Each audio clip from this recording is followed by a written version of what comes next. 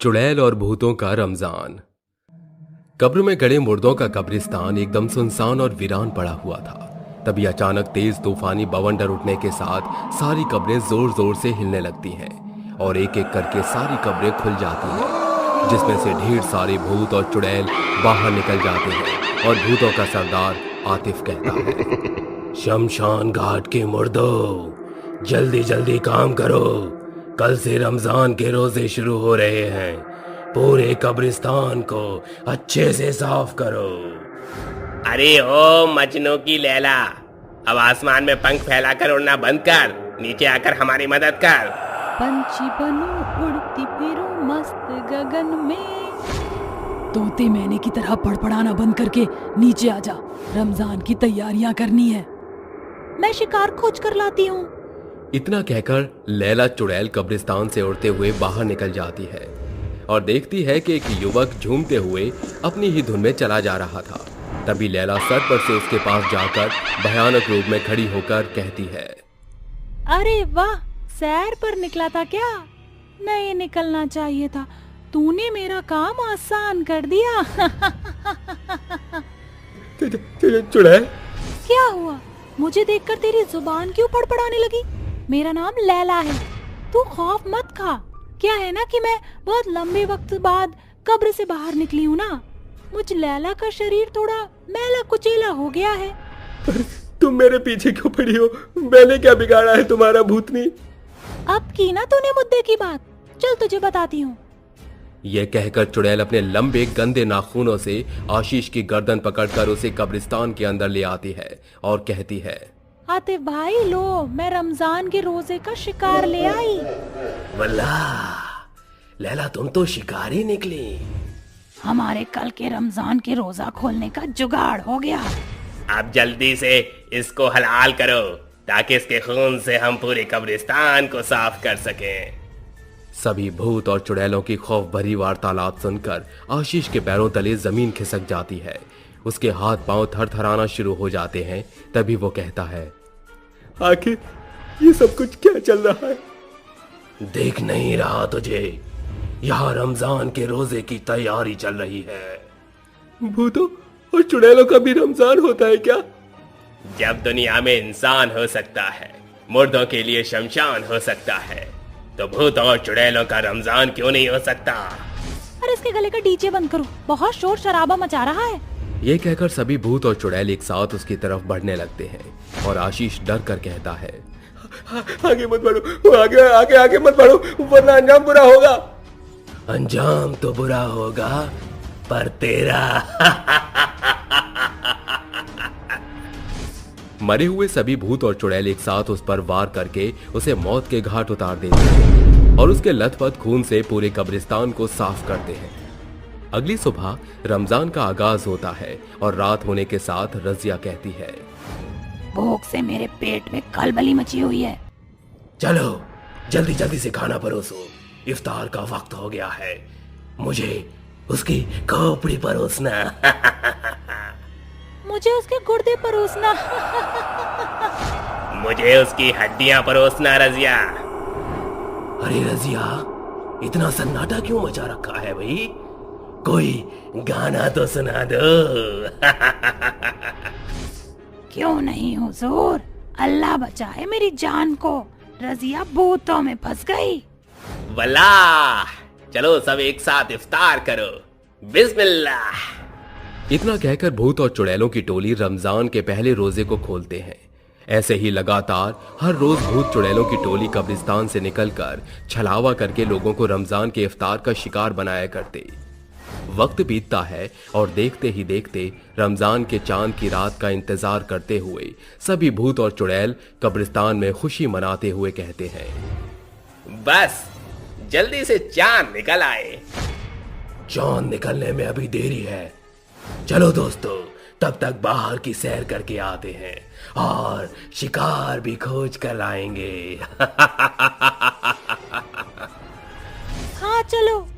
हाँ जल्दी चलो। सभी भूत और चुड़ैल कब्रिस्तान से बाहर निकल जाते हैं। तभी उनकी तेज नजरें दो दोस्तों पर जाती हैं, जिन्हें देखकर वो कहते हैं, लगता है अल्लाह मियाँ हमारे रमजान के रोजे से बेहद खुश हुए हैं। तभी तो उन्होंने हमारे रमजान के अंतिम रोजे के खान पान का भी बंदोबस्त कर दिया है। चलो चलते हैं।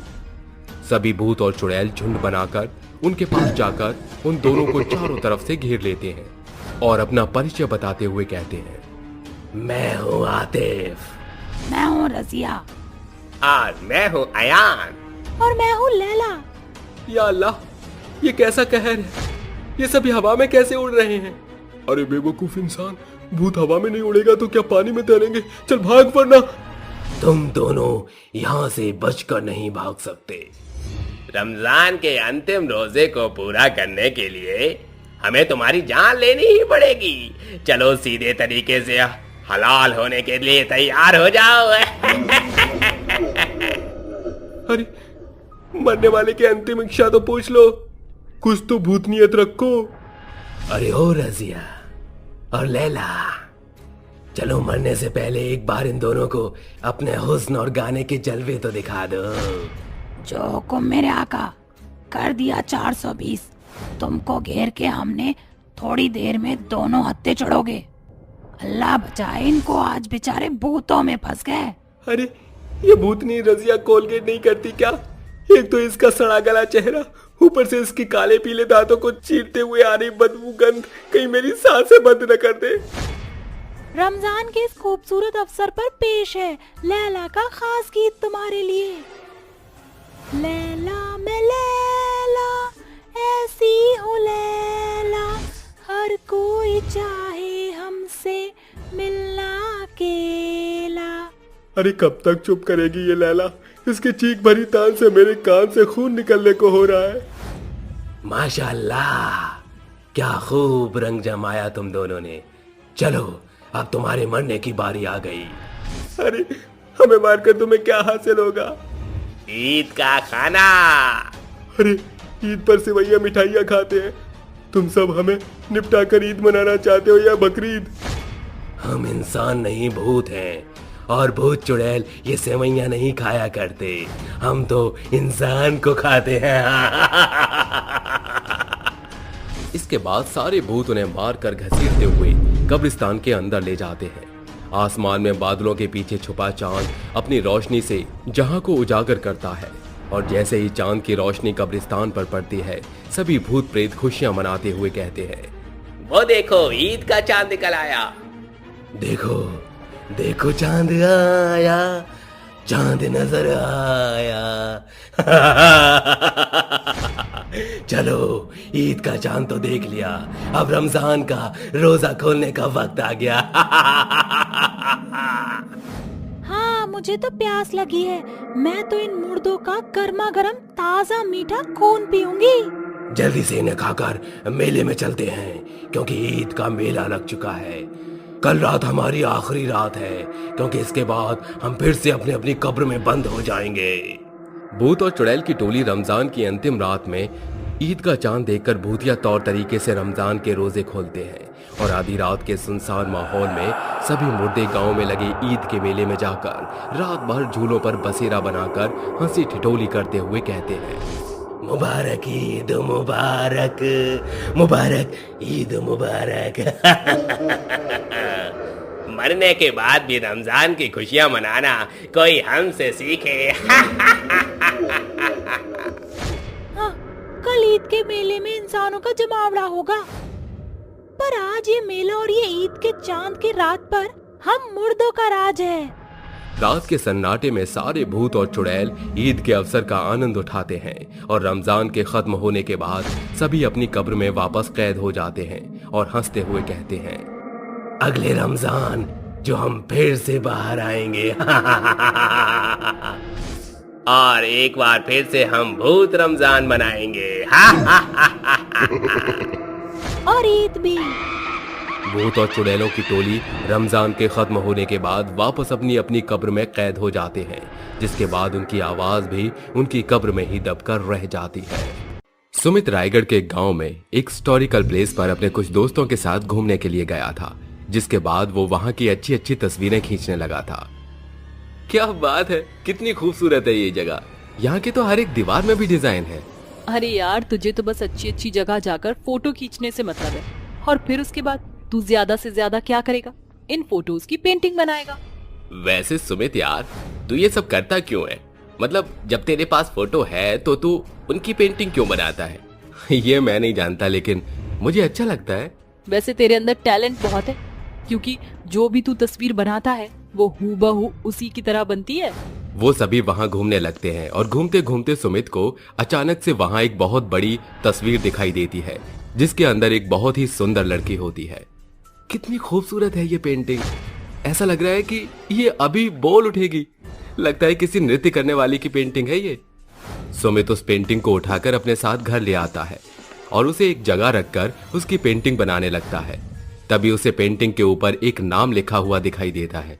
अरे, इस पर तो किसी का नाम है। शायद इस पर लिखा है इंद्रावती। जैसे ही सुमित उस नाम को पढ़ता है तभी बहुत जोर से हवा चलती है, जिसके बाद सुमित उसकी तस्वीर बनाना शुरू करता है। लेकिन पहली बार सुमित के साथ ऐसा होता है कि वो उसके जैसी पेंटिंग बना ही नहीं पाता। बार बार वो पेंटिंग खराब होती है और वो गुस्से से अपनी पेंटिंग को फाड़ कर फेंक देता है, जिसके बाद वो खुद से कहता है, शायद ये इतनी खूबसूरत है कि मैं इसे अपनी पेंटिंग में कैद ही नहीं कर सकता। अगर ये जिंदा होती तो मैं इससे शादी कर लेता। वैसे भी अब ज्यादा टाइम हो गया है, मुझे जाकर सोना चाहिए। ये सोचकर वो सोने के लिए चला जाता है, जिसके बाद चारों तरफ सन्नाटा हो जाता है।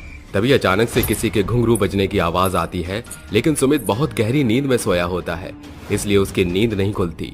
तभी उस गांव का एक आदमी घुंघरू की आवाज सुनते सुनते सुमित के घर पहुंच जाता है, जिसके बाद वो आदमी सुमित के घर इंद्रावती की तस्वीर को देखता है और वो उस तस्वीर की तरफ खींचा चला जाता है।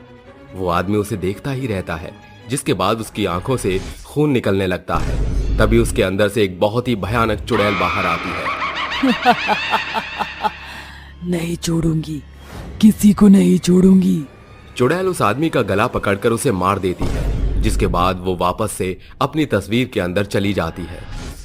अगले दिन जब सुबह सुमित सोकर उठता है तो वो उस तस्वीर के सामने उस आदमी की लाश को देखकर अचंभित रह जाता है। हे भगवान, ये क्या? इस आदमी की लाश मेरे घर में क्या कर रही है? आखिर इसे किसने मारा होगा? सुमित को कुछ समझ नहीं आता। इतने में सुमित के सभी दोस्त उसके घर पहुंच जाते हैं और उस लाश को देखकर वो भी अचंभित रह जाते हैं। लेकिन सुमित उन्हें बताता है कि उसने ये सब नहीं किया, जिसके बाद सभी लोग मिलकर उस आदमी की लाश को उठाकर जंगल में जाकर दफना देते हैं। ऐसे ही हर रोज रात के समय उस तस्वीर के अंदर से वो भयानक चुड़ैल बाहर निकलने लगती है और गांव के आदमियों को मारना शुरू कर देती है। ऐसे ही एक दिन सुमित अपने घर में सो रहा होता है, तभी उसे घुंघरू के बजने की आवाज आती है। अरे ये क्या? मुझे तो अजीब से घुंघरू बजने की आवाज आ रही है। आखिर इतनी रात में कौन नृत्य कर रहा है? जैसे ही सुमित घुंघरू की आवाज के पीछे जाता है, वो देखता है कि जो तस्वीर वो रायगढ़ से लेकर आया था, उसके अंदर की नृत्य करने वाली तस्वीर से बाहर निकलकर वो नृत्यांगना नृत्य कर रही है। सुमित ये सब कुछ देख रहा होता है कि तभी वो नृत्य करने वाली सुंदरी अचानक से एक बहुत ही भयानक चुड़ैल में तब्दील हो जाती है और घर से बाहर निकल जाती है। सुमित उसके पीछे पीछे जाता है, जिसके बाद वो उसे गांव के आदमी को मारते हुए देख लेता है। इसका मतलब यही वो चुड़ैल है जो तस्वीर के अंदर से निकलकर गांव के लोगों को मार रही है। ये सब देखकर सुमित चुपचाप से अपने घर वापस आकर सो जाता है, जिसके बाद वो चुड़ैल भी अपना शिकार मारकर वापस से फोटो में घुस जाती है। अगले दिन सुबह सुमित गांव के लोगों को इकट्ठा करके चुड़ैल के बारे में बताता है। देखो गांव वालों, मैं जानता हूं कि मुझसे बहुत बड़ी गलती हो गई। मुझे वो तस्वीर लेकर नहीं आनी चाहिए थी, लेकिन अब हमें इस तस्वीर वाली चुड़ैल से छुटकारा पाने के लिए कुछ ना कुछ तो करना ही होगा। तभी गांव का एक आदमी सुमित से कहता है, भाई साहब, सारी बात ठीक है, लेकिन मुझे एक बात समझ नहीं आई। जब आप उस तस्वीर को लेकर आए हो तो उस चुड़ैल ने आपको कैसे छोड़ दिया? आपको क्यों नहीं मारा? उस आदमी की बात सुनकर सुमित भी अचंभित रह जाता है, लेकिन तभी वहां पर एक बूढ़ी औरत घबराते हुए सुमित से कहती है, हमारा गांव बहुत ही संकट में आ गया है, इसलिए हम लोगों को इस संकट से बचने के लिए अघोरी बाबा के पास जाकर उनसे मदद मांगनी होगी, नहीं तो ये चुड़ैल हम गांव के सभी लोगों को मार देगी। उस बूढ़ी औरत की बात सुनकर सुमित पहाड़ी वाले अघोरी बाबा के पास जाता है, जिसके बाद अघोरी बाबा से कहता है, बाबा मैं बहुत ही संकट में फंस गया हूं, मेरी मदद करो, वरना मेरे साथ साथ गांव भी बर्बाद हो जाएगा। सुमित की बात सुनकर अघोरी बाबा उसकी मदद करने के लिए उसके साथ उसके घर पहुंच जाता है, जिसके बाद वो इंद्रावती की तस्वीर के सामने खड़ा होकर मंत्रों का जाप करने लगता है। ओम ह्रीम क्लीम क्लीम चामुंडाय नमः। जैसे ही मंत्र शुरू होते हैं, चारों तरफ जोर जोर से चुड़ैल के चिल्लाने की आवाज आने लगती है, जिसके बाद अचानक से उस तस्वीर के अंदर से एक बहुत ही भयानक चुड़ैल बाहर निकलती है और जोर जोर से हंसते हुए अघोरी से कहती है, क्यों अघोरी, तुझे अपनी जान प्यारी नहीं है क्या, जो यहाँ मौत के कुएं में आ गया? कौन है तू चुड़ैल, और इन गांव वालों को क्यों मार रही है? इन बेचारे मासूम गांव वालों ने तेरा क्या बिगाड़ा है? मैं किसी को नहीं छोड़ूंगी, सबको मार दूंगी, कोई नहीं बचेगा। अघोरी बाबा चुड़ैल से कई बार पूछते हैं, लेकिन चुड़ैल उसे कुछ नहीं बताती, जिसके बाद अघोरी बाबा चुड़ैल को कमजोर करने के लिए अपने मंत्रों का उपयोग करते हैं। तभी चुड़ैल कमजोर पड़ जाती है और तांत्रिक से बोलती है, रुक जाओ, मैं तुम्हें सब बताती हूँ। कुछ समय पहले इस गांव में एक राजा रहा करता था और मैं उसके दरबार में नृत्य करती थी। मेरा नाम इंद्रावती था। मैं हमेशा नृत्य करते समय अपने सर से पल्ला हटने नहीं देती थी। एक दिन नृत्य करते करते मेरे सर से कपड़ा हट गया, जिसके बाद राजा ने मेरी शक्ल देख ली। वो मुझ पर मोहित हो गया क्योंकि मैं बहुत ही सुंदर थी। जब से उसने मेरा चेहरा देखा, वो मुझे हासिल करने की सोच रहा था। उसने खुद मेरी तस्वीर भी बनाई थी, लेकिन मैं अपने प्रेमी चंद्रकांत से बहुत प्यार करती थी, इसलिए मैंने उसे मना कर दिया और इसी वजह से राजा ने मुझे और मेरे प्रेमी चंद्रकांत को मार दिया। लेकिन मरने के बाद मेरी आत्मा को शांति नहीं मिली, जिसके बाद मैं उसकी बनाई तस्वीर में समा गई। मैं चंद्रकांत के पुनर्जन्म का इंतजार कर रही थी। सुमित ही मेरा चंद्रकांत है। अमावस्या के रात के दिन उससे शादी कर लूंगी। ये सब सुनकर सुमित बहुत डर जाता है, जिसके बाद अघोरी चुड़ैल से कहता है, जैसा तू चाहती है वैसा बिल्कुल भी नहीं हो सकता, तुझे ये गांव छोड़कर जाना होगा। तू कौन होता है मुझे मेरे प्यार से अलग करने वाला? अगर तू हमारे बीच आया तो मैं तुझे जान से मार दूंगी। अघोरी बाबा के कई बार समझाने के बाद भी चुड़ैल उसकी एक नहीं सुनती, जिसके बाद अघोरी बाबा अपनी लुटिया में से पवित्र गंगा जल इंद्रावती चुड़ैल के ऊपर छिड़क देते हैं, जिसके बाद इंद्रावती की आत्मा के साथ साथ वो तस्वीर भी जलकर राख हो जाती है और इंद्रावती की आत्मा को शांति मिल जाती है, जिसके बाद गांव वाले खुशी खुशी रहने लगते हैं।